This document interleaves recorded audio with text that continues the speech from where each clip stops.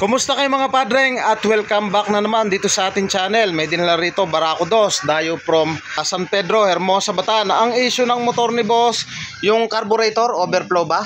Yun ba? Papatono mo? Ipapatono yung carburetor, yung kanyang fuel screw, pinagpipit daw ng loose thread na. Tapos ang isa pa niyang issue yung kanyang battery, parang hindi daw nagkakarga. Ngayon lobat daw yan. Pangatlong palit niya na. Lagi daw battery yung pinapapalit. Sa pagto-troubleshoot ng ganyang issue, dapat hindi natin hinuhulaan yan. Dapat step by step para matumbok natin yung eksaktong sira ng ganito.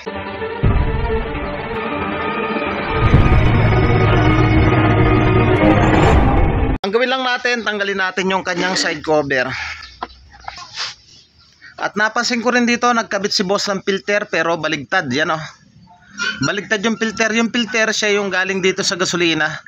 Ayan, baligtad. Ayusin din natin yan.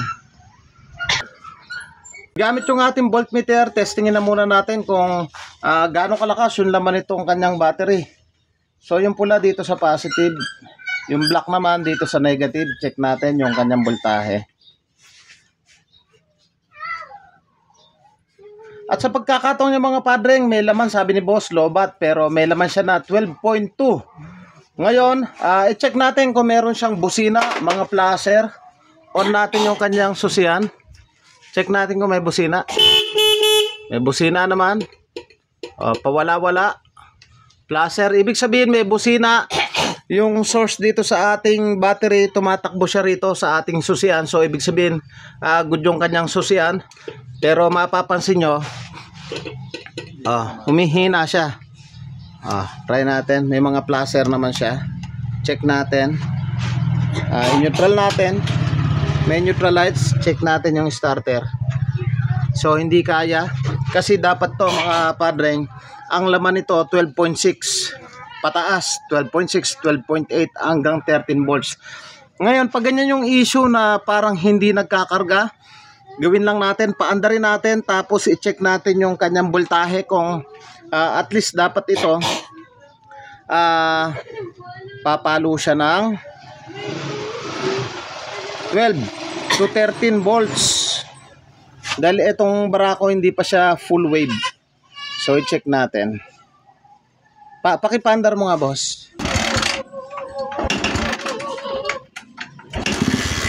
Ayan, mandar, check natin yung palo ng kanyang kuryente. Ayan lang.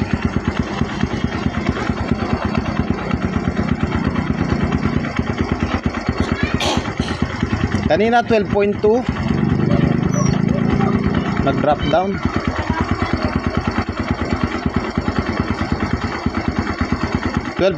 Ayan, mapapansin nyo, birit. Sige, birit mo. Sige, lakas mo.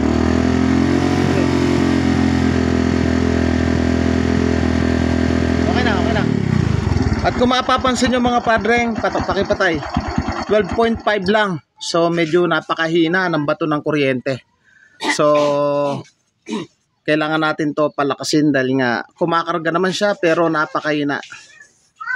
So yung mga padreng, ang issue nito, panay palit-palit ng battery. So nung chinek natin sa unang video, 12.5 yung kanyang maximum. So dapat at least 12.6 para masabi nating healthy yung kanyang battery.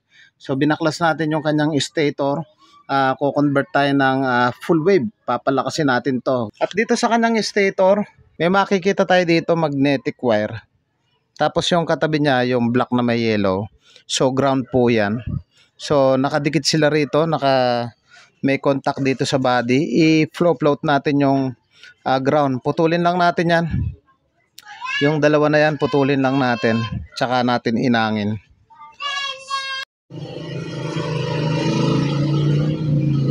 Katin lang natin tong ground. Tsaka yung katabi niya. Katin lang natin yan. Ayan, nakat na natin yung kabila.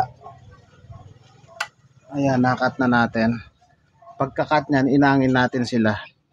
Pagsamahin natin. So mga padreng, ayan na-connect na natin.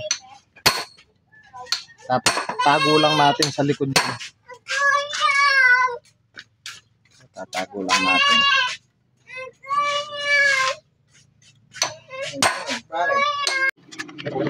Hindi.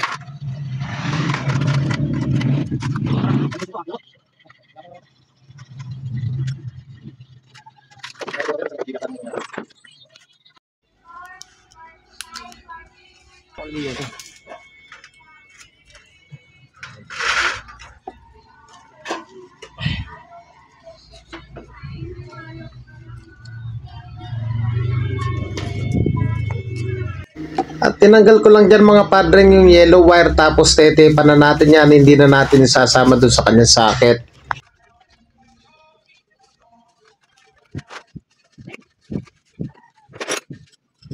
At dito naman sa socket ng stator, tanggalin lang natin yung black na may yellow, yun yung ground, tapos yung kulay white, tanggalin natin yung dalawa na yan, dyan natin itatap yung ating full wave na charger.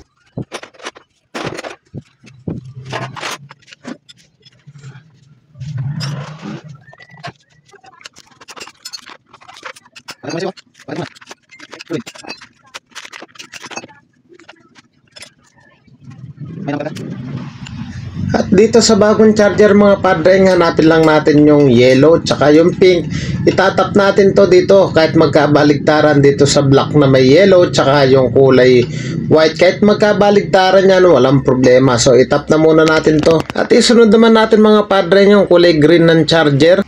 Yan yung negative mga padreng, itatap lang natin yan sa black na may yellow dito sa ating socket ng lumang regulator. So itap natin to.